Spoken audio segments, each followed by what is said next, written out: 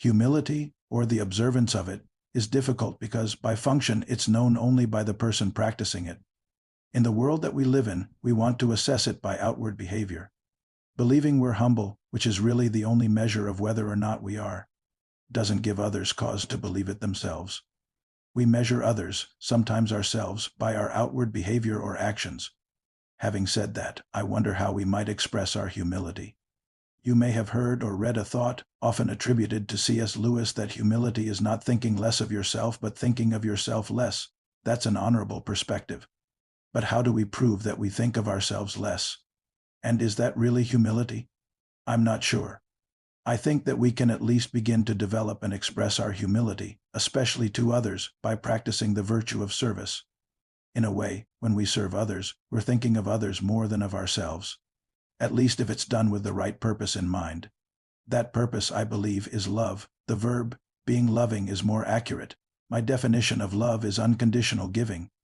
Hence, giving with the condition of receiving something in return is just a transaction. It's not real love. Giving with no conditions is often transformational to the giver and the receiver.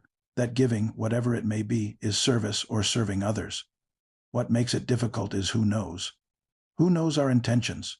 We're the only ones, but the manifestation of those intentions is in the behavior, the giving, the service. As much as I respect Mr. Lewis, I have to disagree that we should think of ourselves less, or at least balance that thinking. Becoming whomever or whatever we are to become must begin with taking care to develop ourselves first. We cannot give what we do not have. We have to be humble in order to give humility away. Then we can think of others first, but that cycle is continuous and constant. It starts with being humble before practicing humility. Service and love are the essence of that humility. In my 50 years of service in the military, I was honored to have met several recipients of the Medal of Honor. Every one of those men was as humble as one can outwardly measure. Each, upon discussion of why they did what they did, almost mimicked each other by answering that it had to do with serving others. None had time to consider the consequences of their action, specifically the risk to their own lives.